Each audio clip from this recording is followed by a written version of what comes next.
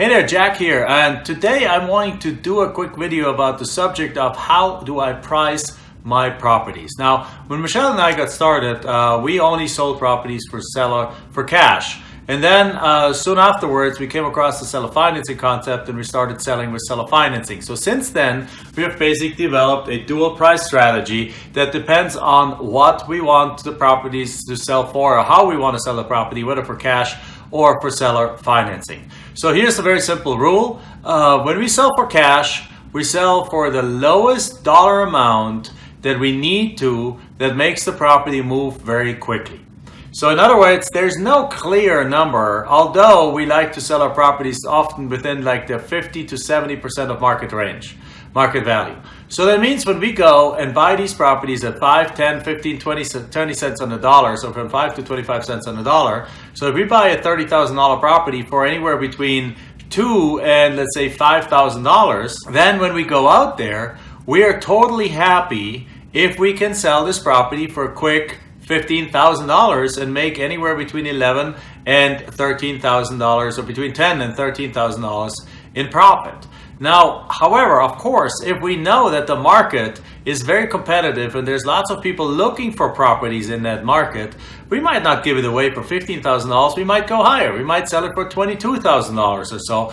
If we can, or we might start the process at $22,000 or $23,000. And if we don't get somebody to buy it fairly quickly, within a couple of weeks, we'll go drop the price to probably $17,900. And if we don't get somebody to buy it there, we'll drop the price to $15,000. And usually around that time, or usually around that 50% of market value, somebody's going to jump on it because it's just a deal that's too good to pass up, right? So that's the thing. So the strategy is really one that you start at a discount, but not necessarily at a 50% discount. Perhaps you start at a 30% discount, 25-30% discount, and then you work your way down in big chunks. Don't reduce it by like $500. Don't reduce it by like 1%. When you do a jump, you make a bigger jump and you let the world know that you just changed the price. That's what creates this kind of momentum. There's a story that I heard one time where somebody said in the mall, they were sitting there and they were having like gemstones that were really good deals. And they were basically saying like they were putting them out at the price that they were able to give them away. So let's say the average gemstone they're selling for $200 when really the retail value of this gemstones is $500. But they got it in bulk. They got it from a wholesaler kind of situation where they went out of business or so, and they probably only paid like $75 a stone. So they're selling it for $200 was a really great deal for them.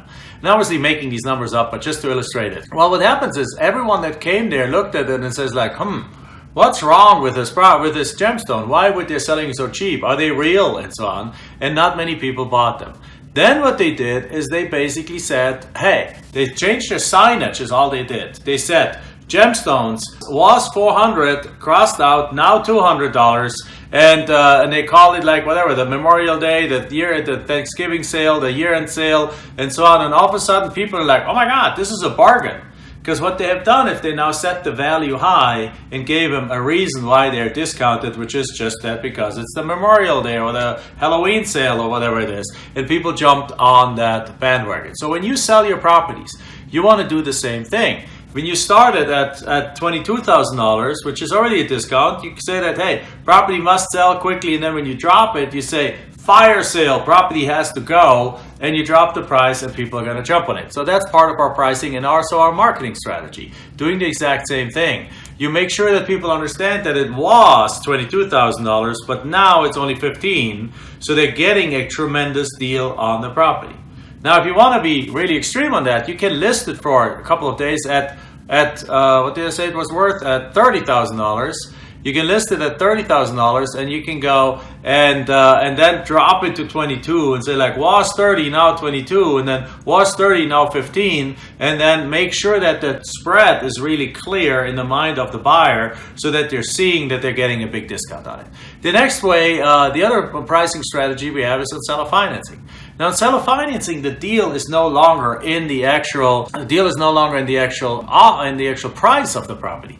The deal is now in the terms of the deal, right? So in other words, if that property is worth $30,000 and you're willing to let somebody buy it for $3,000 down and a monthly payment of $400 for the next 8 years, then that's a pretty darn good term, right? That is allows somebody who otherwise wouldn't have the ability to get into property ownership, it allows them to actually own this property that they otherwise wouldn't have a chance to do so. So as a result, you now also, because more people have $3,000 than there's people who have $30,000, it allows you to spread your buyer pool much more, and now you have way more people that can actually buy this property at that price. So therefore price becomes less important because the terms are now overpowering the property, now overpowering them. I mean, look at that as a in the car industry. The only reason like that somebody can sell, I recently looked up some Ferraris, right? I like Ferraris, I like them better than Lambos.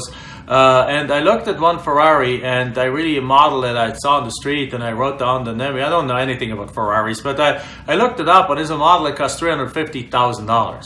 Now, the thing is, the reason they can charge $350,000 for a vehicle that's basically metal, an engine, a steering wheel, and basically a transmission, and some exhaust, and only 2 seats, right? And on top of it, it's probably not even that comfortable. The reason they can do that is, first of all, image, but secondly also because a lot of people walk into these stores, yes, even at those grades, or Mercedes S-Class, or any kind of high-level cars, and they're leasing these cars, or they're buying them with seller financing. They're buying them financed. So it's not that much. People that buy properties financed, they're not asking that much for the price. They're asking for the terms. They're basically saying, hey, can I buy this car with X down and X per month? And if I can, I'm into it. And the better car they can buy for that price, the more eager they are, because it's not even only about the car, it's about bragging to your friends. Because the difference between a Lexus and a Mercedes S-Class is not very much at all. As a matter of fact, the argument could be made that the Lexus is more reliable than the Mercedes-Benz. Now, don't go after me, but I have a Toyota which is 12 years old, which has never had any issues, and I had a BMW that went to the shop about 25 times. So I'm just talking from anecdotal experience myself, so don't get after me. But the point is that argument could be made by some, and rightfully or not rightfully, I don't know. But the fact is, the Mercedes S-Class costs probably $30,000-$40,000 more than the Lexus because it's just because they can. So the thing here is, when you sell your land, when you sell your property, is you can't overprice it compared to other properties. But you don't have to go. You can't just charge $30,000 more because it's your land. But you also don't have to give a discount of it. You don't have to sell it at half price with seller financing. You can go really, really close to the actual sale amount, to the actual value of the property, and sell it with seller financing that way. Because again, the option of them, the alternative for somebody in that market is, do I pay cash, which I don't have, and therefore do I not get the property? Or do I get into the property at this down payment and this monthly payment, and who cares what it costs because I get in at this price and I can make the monthly payments. So you can ask full asking price for that property. Now what I like to do is I like to do a little bit 1-2 punch, double whammy, and that is I like to discount it by perhaps 10 to 20% of market value, and on top of it offer seller financing. So this $30,000 piece of land that we have on a contract for $4,000, let's say, that $30,000 piece of land we would be selling for perhaps $25,000 to $27,000 with about $4,000 down payment. Notice that, because why do we ask for that? Because if I have to pay $4,000 for a property if I buy it, wouldn't I want that money right back with me? Yeah, that would be nice. So if I ask for a $4,000 down payment, it's only like a 15% down payment. It's not very crazy. Most people have that. And also, if they pay you $4,000 down, how likely are they to go and stop making their payments? Not very likely, because they would lose those $4,000. So you also, as soon as you get into like the 4 figures in down payment, a couple of thousand, $3,000-$4,000, most people will never fall behind on those loans. Most people will never stop making payments.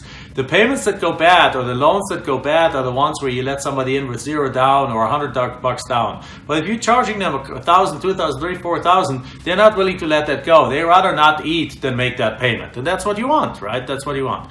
So therefore you go about 10-15% below market, and on top of it you offer a reasonable down payment and a reasonable monthly payment. And now all of a sudden you have an attractive offer that attracts people. And if that doesn't sell, well then guess what? Reduce the down payment, or reduce the price, reduce the down payment a little bit, and perhaps lower the monthly payment, stretch the loan out over more years. You're not really losing by doing that, because the more you stretch out the loan, the more you're making on the actual interest. So therefore, if you can stretch it out instead of from 5 years to 10 years, you perhaps cut the monthly payment in half, yet, or not exactly, but cut it down by like 40%. Now it becomes much more affordable to more people, and you can play with those terms. This is how we price our properties. And if all worse comes to worse, we might offer half price and seller financing if it's a property that just sells a little slower. If it's in a pocket where it takes longer to sell, if we want to get rid of it, these are the two levers, the multiple levers: price, it's price and terms, and the terms are usually length of the term, interest rate, and down payment, and therefore also monthly payment. If you can play with those until you find a winning combination, you will have no problems selling your properties. All right, if you enjoyed that, as always, you can find out more about what we do under we have a podcast. Our podcast is at iTunes under Forever Cash Club. Forever Cash Live, I'm sorry, Forever Cash Live. We have a Facebook group under Forever Cash Club, also called My Open Path. So you can go to either one of those.